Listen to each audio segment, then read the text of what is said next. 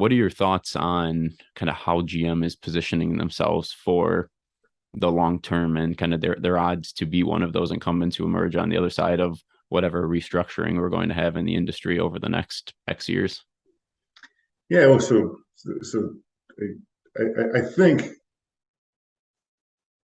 Mary Barra has positioned GM to be one of the survivors, and to be one of the relevant companies going forward here. And I think they've, by developing a big platform like this and a whole commercialization strategy, I think they can do it. I think Volkswagen is too. I think Toyota definitely will be. I think Ford will be. And I sort of look at the business. You're right that in a lot of other industries, the incumbents died and somebody new took over. I think this one's a little different because it still is very expensive and very difficult for newcomers to enter the business and develop a network of factories. And so you look at the forecasts that have GM and Ford. I think Bank of America said recently that they'll overtake Tesla in US EV sales 2025, 2026.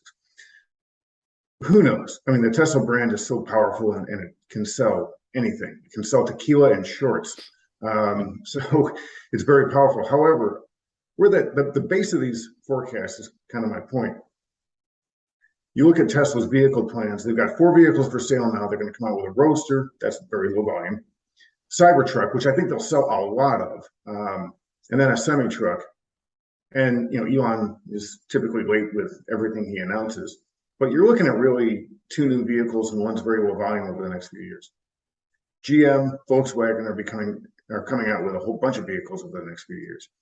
And Elon still has to build plants. GM just has to convert plants. Volkswagen just has to convert plants.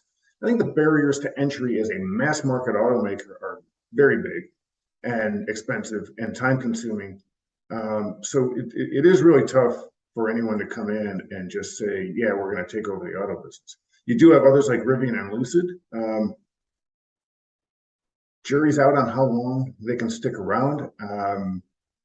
They've got pretty cool vehicles, but they have to keep raising money. GM, Ford, Volkswagen, they don't. Their business, Toyota especially, their core business generates a lot of money, and it's self-funding. So Mary Barra's bet is that over time, electrification is just another powertrain. It's just different, and it'll kind of become part of the woodwork. People won't really notice that it's electric anymore because that's just what everybody buys. That's just what it becomes. It's sort of like, it's a much more simple example, but how many people mourn the loss of manual transmissions? I do because I drive a stick, but most people don't care. These things just change, and it gives, if she's right, it gives the conventional car companies who still have to do all the rest, the exterior design, the interior work, the assembly, it gives them a lot of staying power.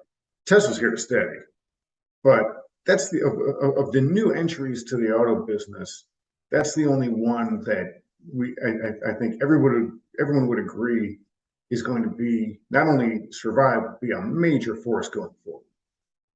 Rivian could be, they're pretty well funded and they've got vehicles out there.